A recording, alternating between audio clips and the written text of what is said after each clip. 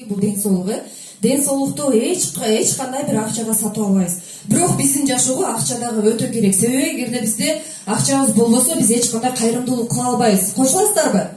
Ооба. Азаматсыздар. Кандай эмес санда? Кимге канча акча керек? Мага монча керек. Кимге канча ден соолук керек? Каттуу жайыңыздар. Азыркы бул упражнение бул өзү акча чаптаучу машина жана энергия чаптаучу машина деп аталат. Бул өзү шведская методика. Келиңиздер 3 жолу акырын синхронно кол чабасыздар дагы. 3-үчүсүнөн кийин каттуу алаканыңыздар чабып, алаканыңыздар ачыш керек.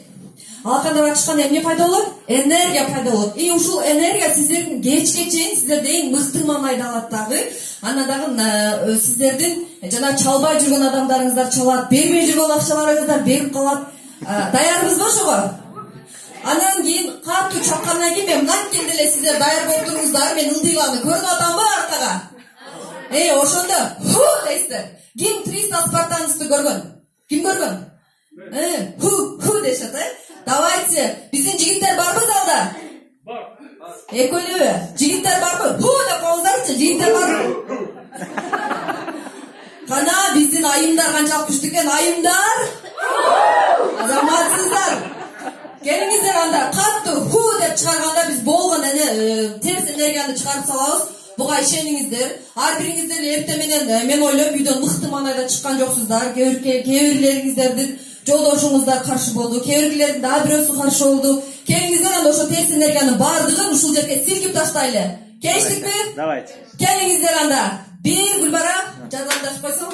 1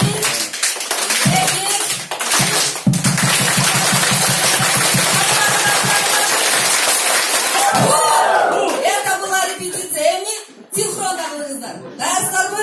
Келдик.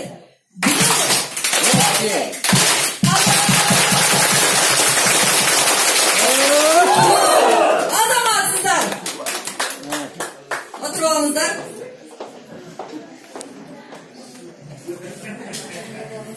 Койгонуп калдыңыздарбы кичине? Жылы чыктыңыздарбы?